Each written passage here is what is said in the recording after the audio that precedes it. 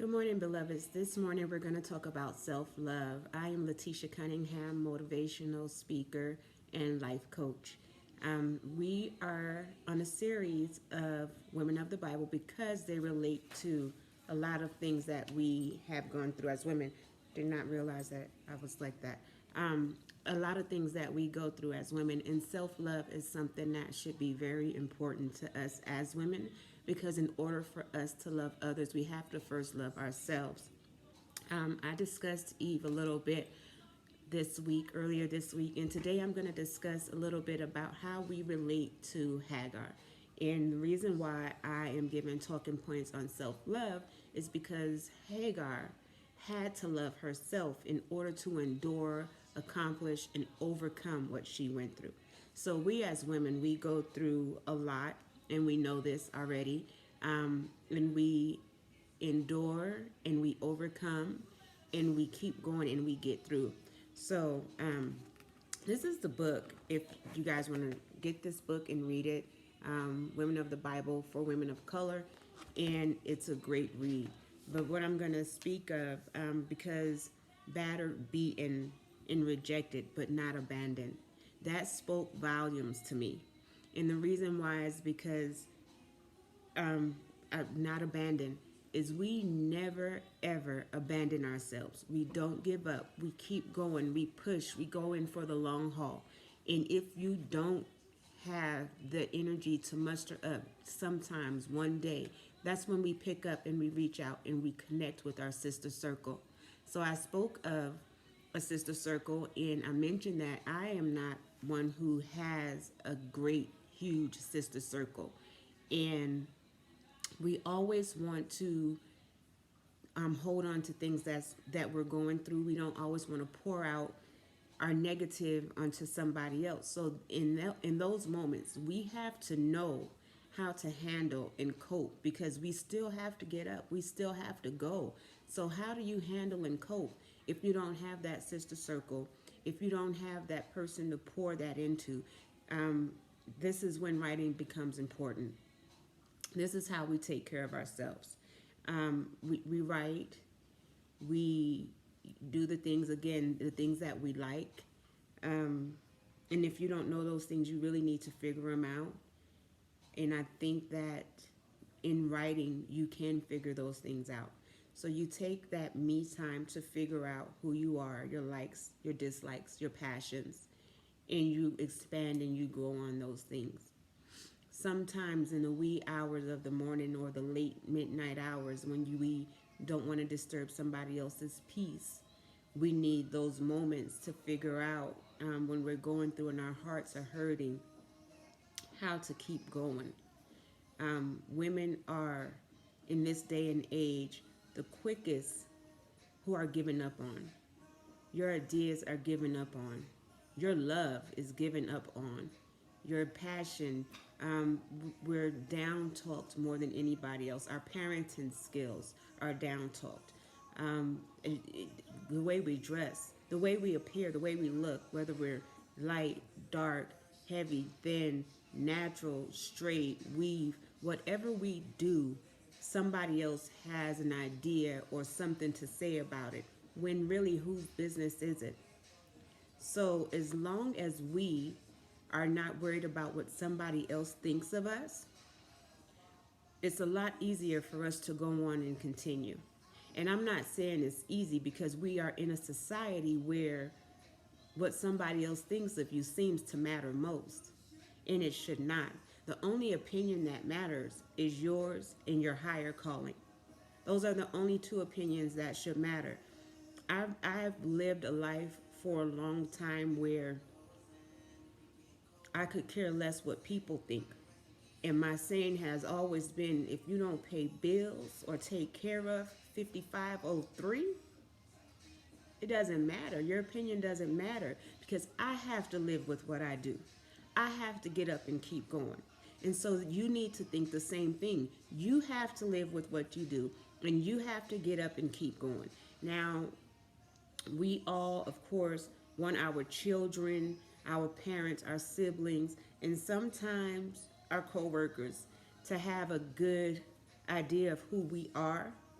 But at the end of the day, they don't have to lay down and feel comfortable with the decision, with the way you carry yourself, or the idea of who you are.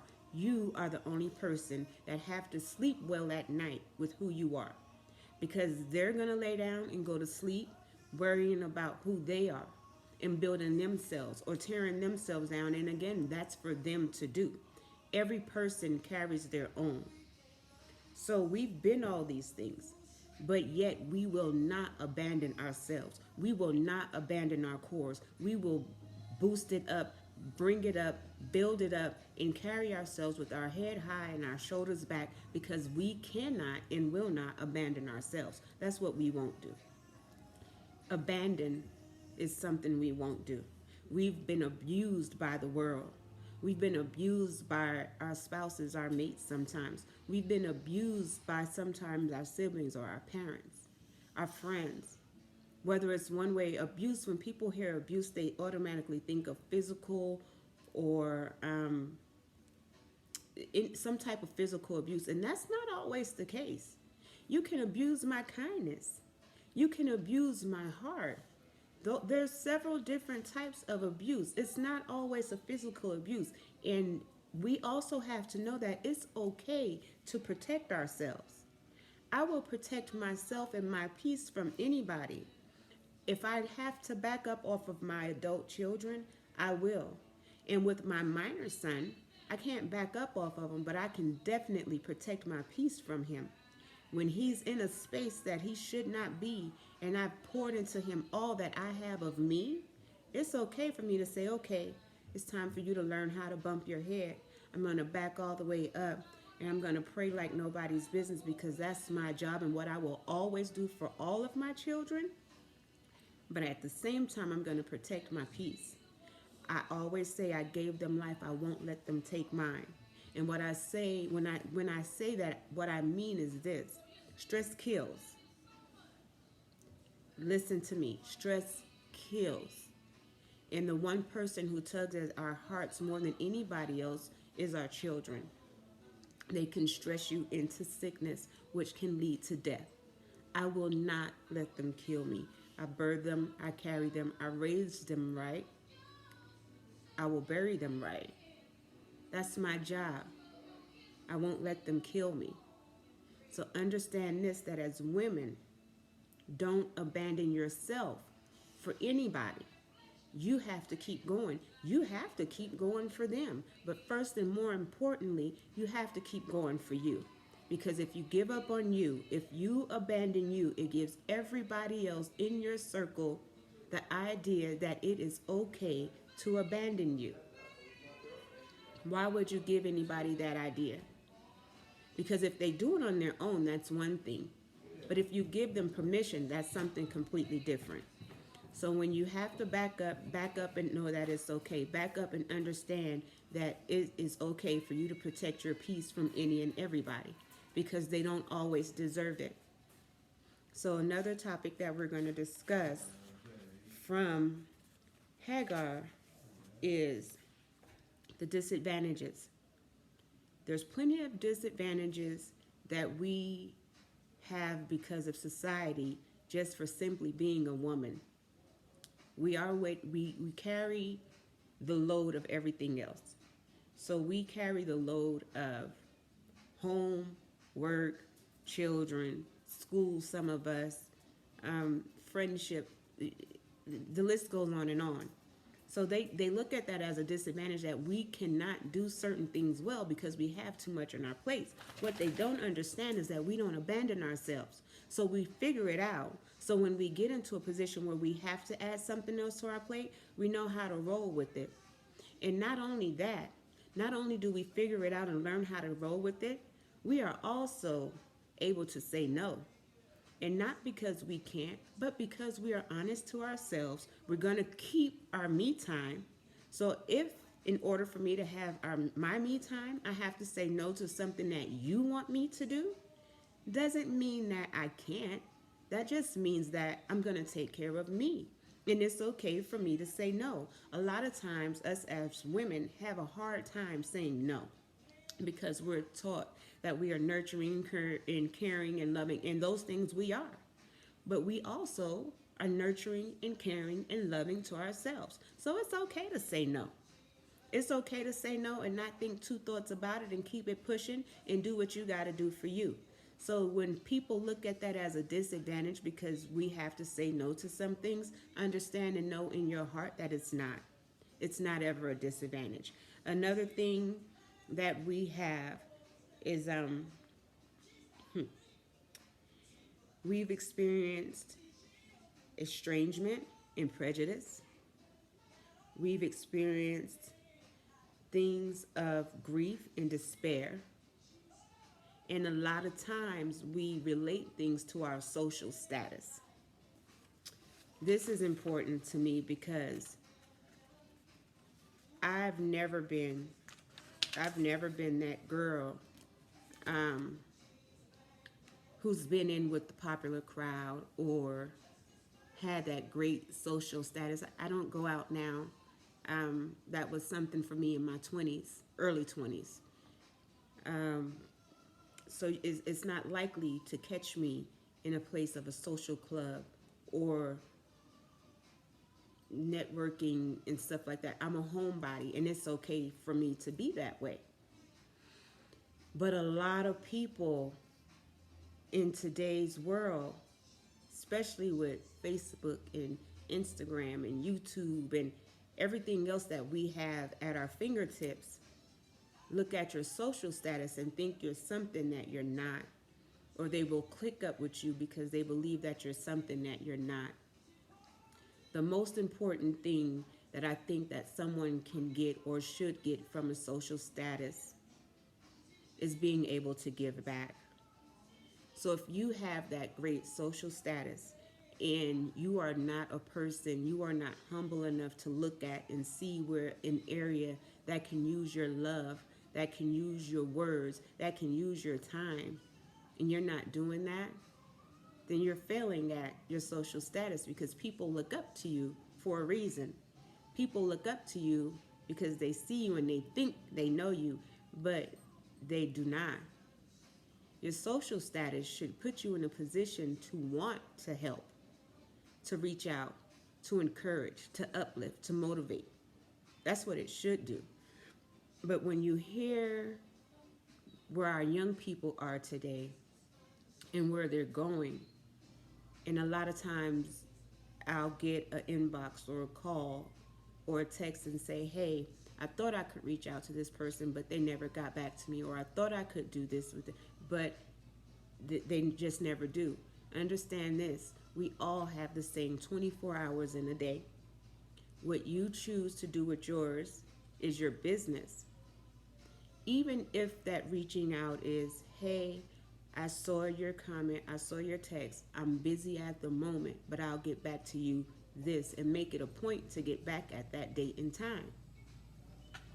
Your social status is not one for you to um, use and just continue to get ahead, because a helping hand is always better. It's always better. Give somebody a hand up. A hand up is not a handout. So think about that in how you treat people as on your journey, because how you treat people on your journey and how you pour out is what you get back. So when you're pouring out into the world, and what you get back is going to be double. And it can be something as small as, I see you, I love you. And that double that comes back into you is going to be something that you can't even fathom. So on this self-love journey, we did the 5 things. Tell yourself 5 things that you love about yourself. We did the spending time with yourself. So we're learning how to love ourselves. You look in the mirror, you tell yourself 5 things about yourself. You spend time with yourself now daily. So now I want you guys to understand your likes, your dislikes, and your passions, because your passions and your likes are 2 different things. I like my job. I'm passionate about it because my name is on it. It's not my passion. I like going for walks. I'm not passionate about it. My passion is uplifting, encouraging, and motivating other women. My passion is seeing women bond and connect. My passion and desire is for women to understand other women and know that your fight is my fight. And because I love me, I can love you. So I want us to understand those things this week. Um, my Facebook is Keisha Speaks, Kisha Speaks, Speaks. You can get in touch with me there, inbox, um, and I will get back to you. You can follow me there. I also am a life coach, and I do $50 an hour sessions. Um, but I want you to know and understand yourself. Love yourself. So this is the whole thing we're doing in this series is building on loving ourselves. And so I'm gonna, so I can keep these in order. I have them written down, but I got a new book. So the first week was five things naked. The second was self time, me time. And now we're on day 3, because the first day was just introduction. So we're on day 3, and I want you to do your loves, your likes, and your passions.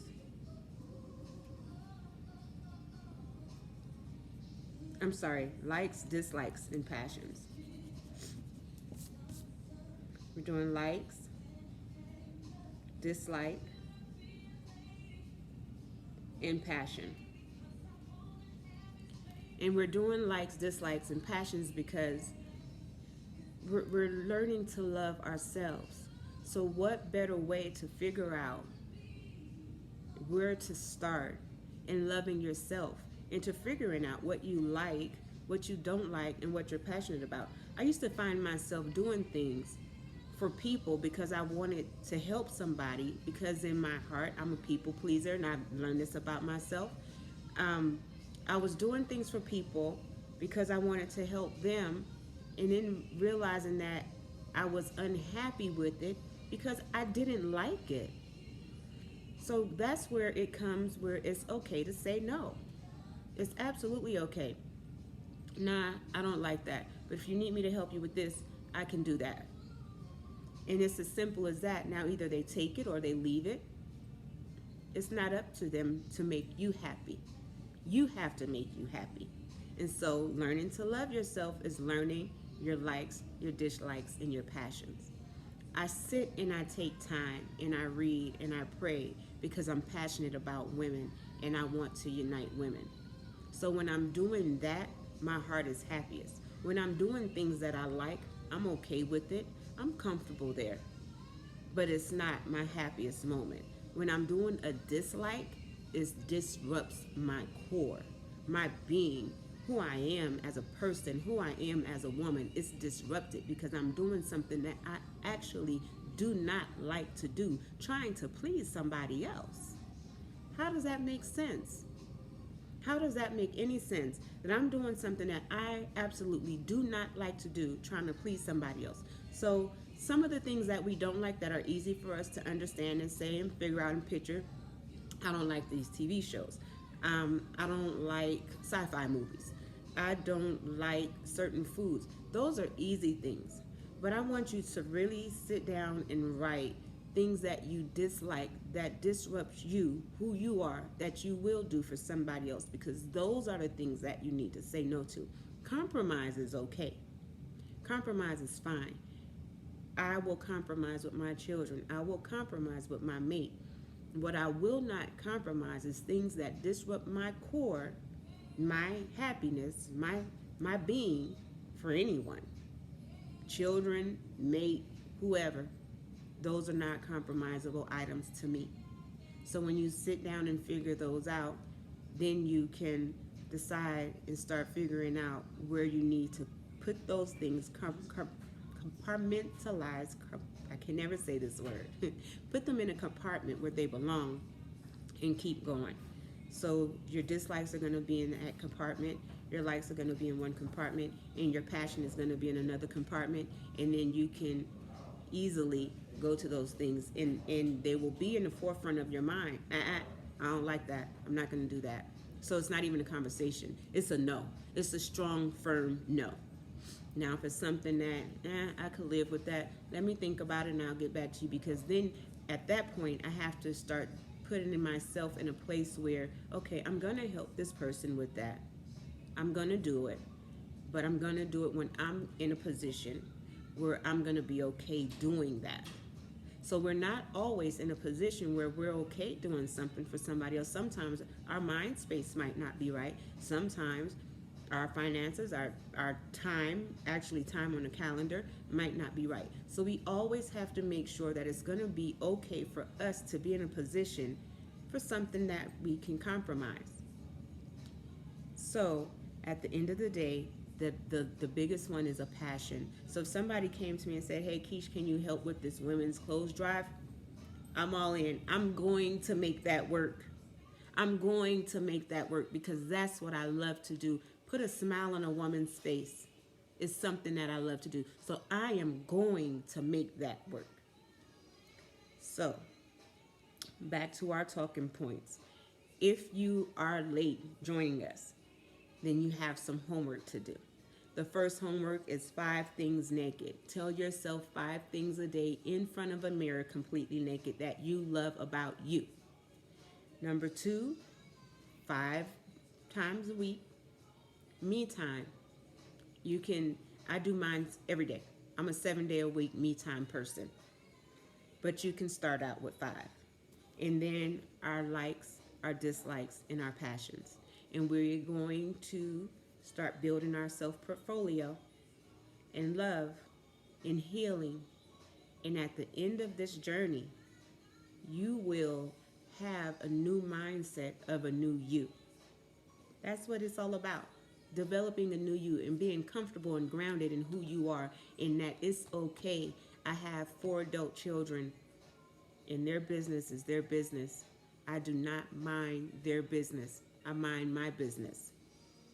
They come to me with it, I'm here. But I don't run their lives. I raise them right. I pray that they live it right. But their business is their business. And I'm going to leave that right there because I know there's some adult women, mature women as I like to call us, with some adult children. And we have to let them mind their business while we mind ours. This is Keisha Letitia Cunningham, uplifting, encouraging, and motivation. Thanks and have a great day.